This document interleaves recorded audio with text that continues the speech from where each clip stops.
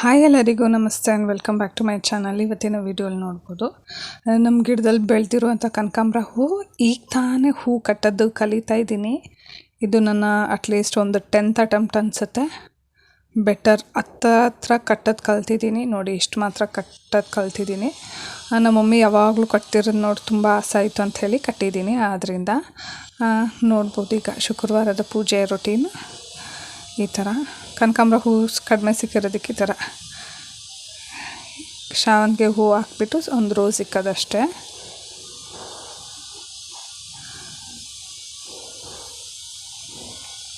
ಸೋಮವಾರ ಶುಕ್ರವಾರ ಅಂದರೆ ಒಂಥರ ಸ್ಪೆಷಲ್ ಅಲ್ವಾ, ಅದರಿಂದ ಈ ಥರ ಪೂಜೆ ಮಾಡೋದು. ಆ್ಯಂಡ್ ಇವಾಗ ಸಮ್ಮರ್ ಸೀಸನ್ ಆಗಿರೋದ್ರಿಂದ ಮಾವಿನಕಾಯಿ ಕ್ರೇವಿಂಗ್ ಜಾಸ್ತಿನೇ. ಉಪ್ಪು ಖಾರ ಮಾವಿನಕಾಯಿ ನೋಡಿದ್ರೆ ಸಾಕು, ಯಾರಿಗಾದ್ರೂ ಬಾಯಲ್ಲಿ ನೀರು ಇರಲ್ಲ ಹೇಳಿ. ಅದರಿಂದ ನನಗೂ ಸಖತ್ ಟೆಂಪ್ಟ್ ಆಗ್ತಾಯಿತ್ತು ಅಂದ್ಬಿಟ್ಟು 100 ರೂಪೀಸ್ ಏನೋ kg ತೊಗೊಂಬಂದು ತಿಂತಾಯಿದ್ದೀವಿ.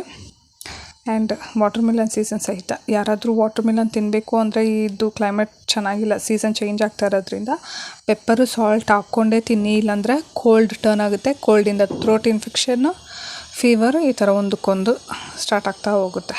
ಆ್ಯಂಡ್ ಸಂಜೆ ಒಂದು ಈವ್ನಿಂಗ್ ವಾಕ್ ಹೋಗ್ಬಿಟ್ಟು ಬರೋಣ ಅಂಥೇಳಿ ಪಾರ್ಕ್ ಕಡೆ ಓಡಿಸ್ತೀವಿ.